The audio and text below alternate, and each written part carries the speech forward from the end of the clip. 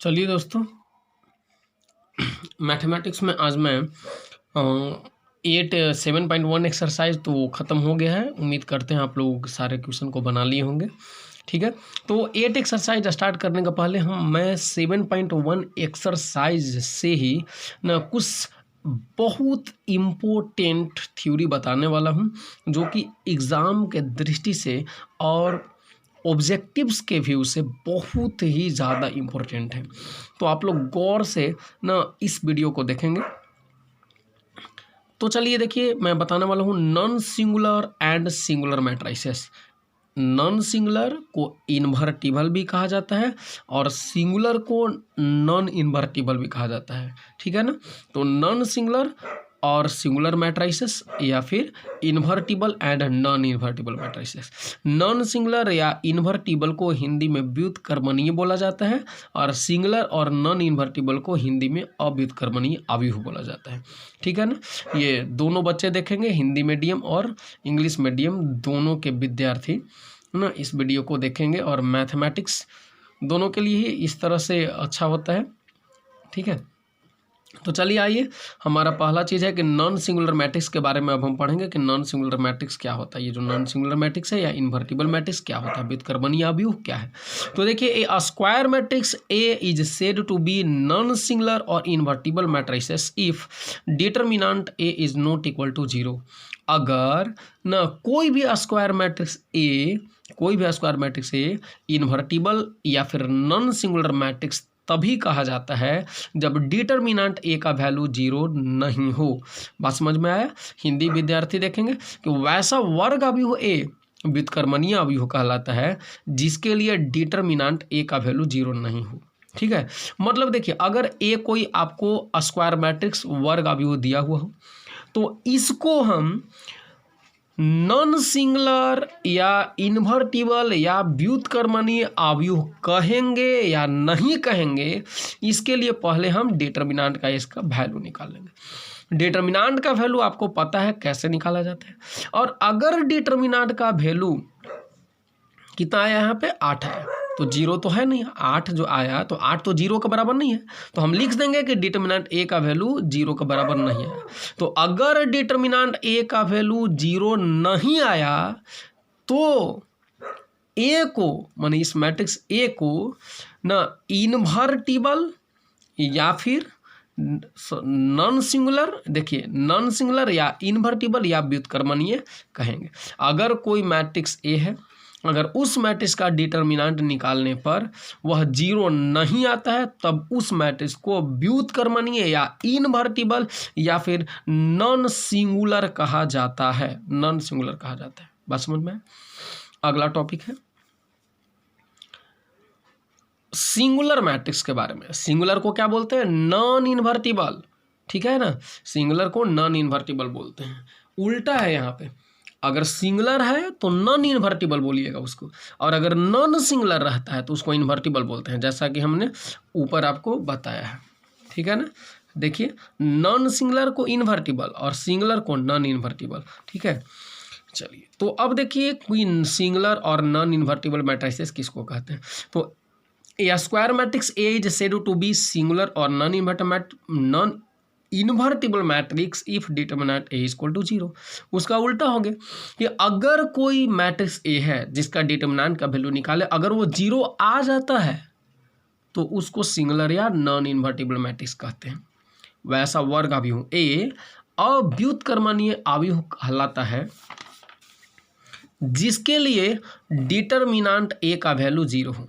मतलब अगर कोई भी अव्यूह एक दिया हुआ वर्ग अव्यूह की बात की जा रही है, यहाँ पे स्क्वायर मैट्रिक्स की बात की जा रही है, कोई अदर मैट्रिक्स नहीं, कोई दूसरा नहीं होना चाहिए। ठीक है, तो अगर कोई मैट्रिक्स ए है और उसका डिटर्मिनेंट हम निकालें और डिटर्मिनेंट का वैल्यू 0 आ गया, तब उस मैट्रिक्स को अव्युत्क्रमणीय अव्यूह बोलिए या फिर नॉन इन्वर्टिबल या सिंगुलर मैट्रिक्स बोलिए।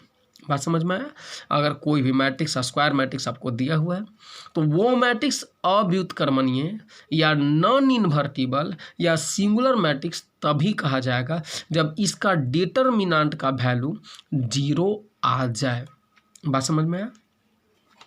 अब स्पेशल नोट्स के बारे में मैं बता रहा हूँ, बहुत सारा जो ऑब्जेक्टिव्स के लिए सब बहुत ज़्यादा ज़रूरी होते हैं। तो स्पेशल नोट में फर्स्ट नोट देखिए, if A is any square matrix of order N, अगर ए कोई भी स्क्वायर मैट्रिक्स हो ऑर्डर एन का, एन ऑर्डर मतलब एन बाई एन, ठीक है ना, ऑर्डर एन कहने का मतलब है ना एन बाई एन, ठीक है। तो अगर ए कोई भी स्क्वायर मैट्रिक्स है ऑर्डर एन का, तो ए गुना एडजॉइंट ए या एडजॉइंट ए गुना ए बराबर फार्मूला होता है ए का डिटर्मिनेंट गुना आई एन, ठीक है। जहाँ आई एन क्या है, यूनिट मैट्रिक्स है, इकाई या यूनिट मैट्रिक्स कितने ऑर्डर का, तो एन ऑर्डर का, एन ऑर्डर का ही यूनिट मैट्रिक्स, चूंकि जितना ऑर्डर ए का रहेगा, ए का ऑर्डर कितना एन, तो आई का भी ऑर्डर एन ही लेना है। इसको हिंदी में मैं बोलता हूँ कि अर्थात यदि ए कोई वर्ग अवयव हो तो ऑर्डर एन का, तो ए में एडजॉइंट ए से गुना कीजिए या फिर एडजॉइंट ए में ए से गुना कीजिए, दोनों का मान जो होगा किसके बराबर होगा, determinant A into I N के बराबर होगा, जहाँ आई क्या है, एन ऑर्डर का इकाई अवयव है, एन ऑर्डर कहने का मतलब एन बाई एन। दूसरा मेरा फार्मूला है, बहुत भी आए कि अगर ए गुना एडजॉइंट ए, ये सब हम लोग पढ़ा चुके हैं कि एडजॉइंट ए क्या होता है, कैसे निकाला जाता है। तो ए गुना एडजॉइंट ए का डिटर्मिनेंट अगर हम निकालते हैं, मतलब एडजॉइंट ए से ए में गुना कर दीजिए, ठीक, तो ए गुना एडजॉइंट ए हो गया, और उसका अगर डिटर्मिनेंट निकालिएगा तो इसका वैल्यू जो होता है डिटर्मिनेंट ए के पावर एन के बराबर होता है, ठीक है। अब तीसरा फार्मूला है कि यदि डिटर्मिनेंट ए का वैल्यू 0 नहीं हो तो एडजॉइंट ए का डिटर्मिनेंट निकालिएगा, तो इतना का फार्मूला होता है डिटर्मिनेंट ए के पावर n-1, जहां n इस मैट्रिक्स ए का ऑर्डर होगा, ठीक है ना, n बाई एन ऑर्डर के मैट्रिक्स ए होगा, इसलिए यहाँ n-1 प्रयोग किया गया। मतलब अगर ए क्या रहेगा, डिटर्मिनेंट ए बराबर नोट 0, मतलब डिटर्मिनेंट ए बराबर अगर नोट 0 है तो वो कौन सा मैट्रिक्स हो जाएगा, नॉन सिंगुलर कौन सा मैट्रिक्स हो जाएगा, डिटर्मिनेंट ए का वैल्यू अगर 0 नहीं है तो उसको हम लोग नॉन सिंगुलर मैट्रिक्स बोलते हैं, या फिर इनवर्टिबल बोलिएगा। तो अगर डिटर्मिनेंट ए बराबर 0 नहीं है तो आप समझ जाइएगा कि एडजॉइंट ए का फार्मूला इतना होता है, डिटर्मिनेंट ए का पावर n-1। चलिए अगला नोट देखिए 4 number, if A and B are two matrices of the same order then determinant of A B बराबर डिटर्मिनेंट ऑफ ए गुना डिटर्मिनेंट ऑफ बी। मतलब ए और बी अगर सेम ऑर्डर के स्क्वायर मैट्राइसेस हो, A and B are two matrices of the same order, ठीक है ना, ए और बी सेम ऑर्डर के स्क्वायर मैट्रिक्स हों, तो ए गुना बी का डिटर्मिनेंट जो होता है ए के डिटर्मिनेंट और बी के डिटर्मिनेंट के प्रोडक्ट के इक्वल होता है, ठीक है। मतलब इसको अगर हिंदी में मैं बोलूँ तो अर्थात यदि ए और बी, यदि ए तथा बी समान ऑर्डर के वर्ग अवयव हों तो डिटर्मिनेंट ऑफ ए बी, मतलब ए और बी में पहले गुना कर दीजिए तब डिटर्मिनेंट निकालिए, उसका मान जो होगा ए के डिटर्मिनेंट और बी के डिटर्मिनेंट के गुणनफल के बराबर होगा, ठीक है ना। मतलब यहाँ पर है ए गुना बी, पहले ए से बी में गुना करनी है तब डिटर्मिनेंट निकालें, उसका मान जो होगा किसके बराबर होगा, तो यहाँ ए का डिटर्मिनेंट पहले निकालिए फिर बी के डिटर्मिनेंट निकालिए और दोनों को गुना कर दीजिए, इसका मान और इसका मान दोनों का मान बराबर होगा, ठीक है। 5वां नंबर आपका पॉइंट है कि if A and B are non singular, मतलब invertible matrices of same order N, then A B and B A ना both will be also non singular, that is invertible matrices of the same order N. मतलब अगर ए और B जो है non singular matrix है या invertible matrix है, दोनों एक ही है ना, एन ऑर्डर का, सेम ऑर्डर एन का, तो ए से बी में गुना कर दीजिए ए बी और बी से ए में गुना कर दीजिए बी ए, तो ए बी और बी ए दोनों जो होंगे ना, दोनों भी एल्सो मतलब भी नॉन सिंगुलर या इन्वर्टिबल मैट्रिक्स ही होंगे सेम ऑर्डर एन के।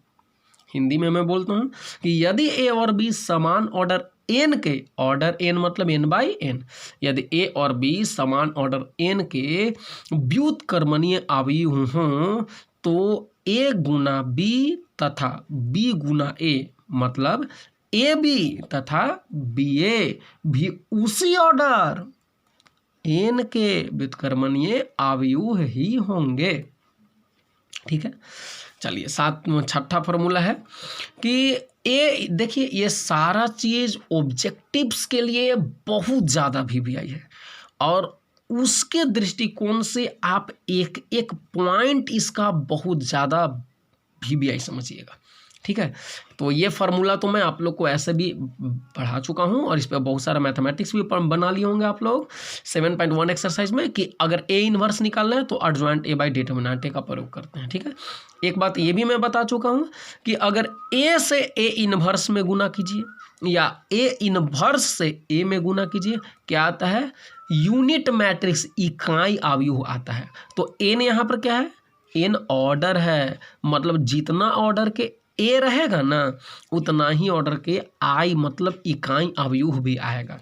अगर ए 2/2 ऑर्डर के है तो यहाँ आई 2 मतलब इकाई अवयव भी 2/2 ऑर्डर के आएगा और यहाँ 2i2 लिखाएगा। ठीक, अगर ए 3/3 ऑर्डर के वर्ग अवयव है, 3/3 का है तो यहाँ आई भी 3 लिखाएगा, i3 मतलब इकाई अवयव भी 3/3 ऑर्डर का ही मैट्रिक्स होगा।